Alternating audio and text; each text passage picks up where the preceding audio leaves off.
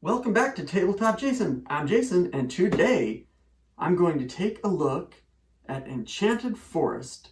I recently unboxed it, but now I have the chance to play it, so we'll go over the rules and I'll give you my quick thoughts at the end.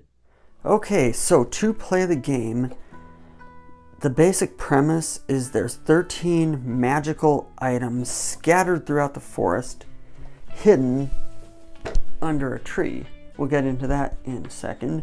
Each item is featured on one of 13 cards, and to set up the game, the first thing you do is shuffle the cards, flip the top one, and place them over here. The next step is to place the trees. I've already placed them so you don't have to watch me hunting for the spots, but they go on the little blue tree icons. If it's the first time you play, you punch out these little circle cardboard cards and insert them into each tree. There's 13 items, no duplicates.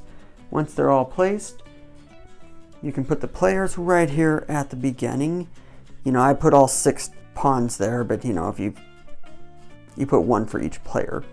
So the goal is to move your pawn all the way to this key at the end. We'll just do that. And once you're there, you look at the top card and you guess its location.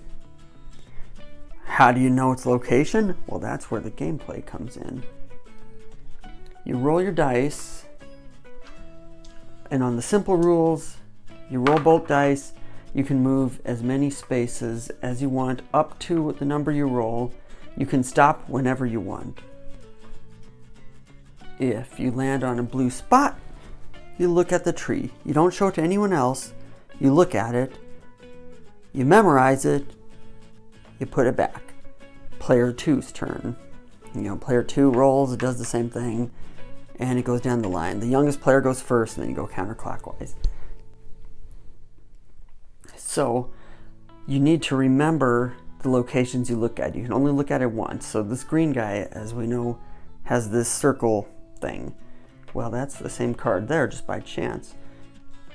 So if green guy rolls and rolls and rolls, gets up to the key and says, I'm going to guess, is that a pearl?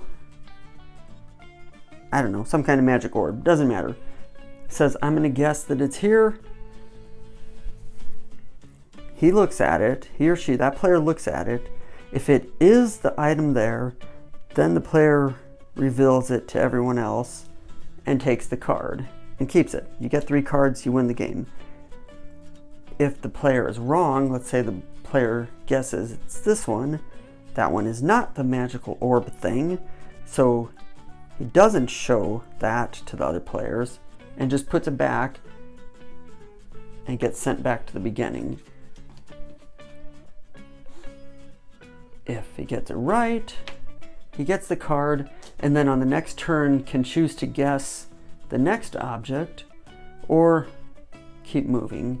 So it goes until you have three of each card, and it's really simple. There's a few other rules. You can play it where you either roll both die, or you can roll one after the other.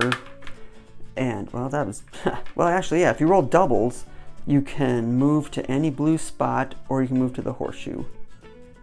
Another rule is you can roll 2 dice, you can move that many spots, and then you can move the other dice amount. If you land on another player, you can send that player back to the beginning. And that's like really all there is to it. You just take turns, you try to land on a blue spot, you memorize the location, you try to get to here. So, okay, so like here, that's Rapunzel's hair. Well, you don't want to go guess until you know where these beanstalks are, right? Or the magic beans. You know, there they are. So, let's say yellow lands there. It says, oh, I know where that is. And I know where that is. If you've got good memory, you can check out all the trees and memorize the locations. Try to get to the key. Guess, was it this one? Yeah, it was. Keep that. Put the tree back. You immediately flip the next one. And if you know where that is, you can just keep guessing. And that's it. It's a super simple game. You know, it's for ages 4 and up. But I've got to say, I like the simplicity of the game. I like the look of the game. Nice art, really awesome art. The three little pigs look hilarious. It's by Ravensburger, one of my favorite game companies. But I've got one huge complaint about it, and that is right here. Do you see that? Ages 4 and up. I tried this with my 4-year-old, and he could not grasp it at all. I played with my kids are 4, 6, 8, and 10, and we played all 5? Yes, all 5 of us at the same time, and the 4-year-old just couldn't get it. The 6-year-old, she could kind of get it, but you know, when you play with, you can play with up to 6 people.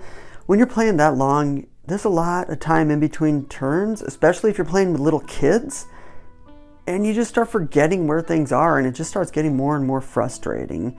My 10-year-old did great, except he got a little bored with the simplicity of it, and my 8-year-old really enjoyed it. So I would say to improve on this, it's more like for ages 6 through 9, and I wouldn't play with more than 4 players because those turns get long, and if you're playing with kids, they're going to get distracted and all that stuff. But that's my only complaint about it. It's an older game. It's been reprinted a dozen times, I'm sure. Let's see. This printing was 2014, it looks like. So I don't know if that's even the most current one, but this was the one I got. The price is good. I got it on Amazon for, just over 20 bucks.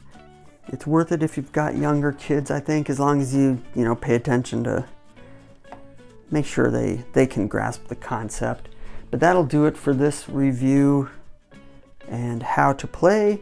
I'll be back soon with another video, so if you want to make sure you don't miss it, be sure to click that subscribe button, and I will be back soon. Thanks for watching.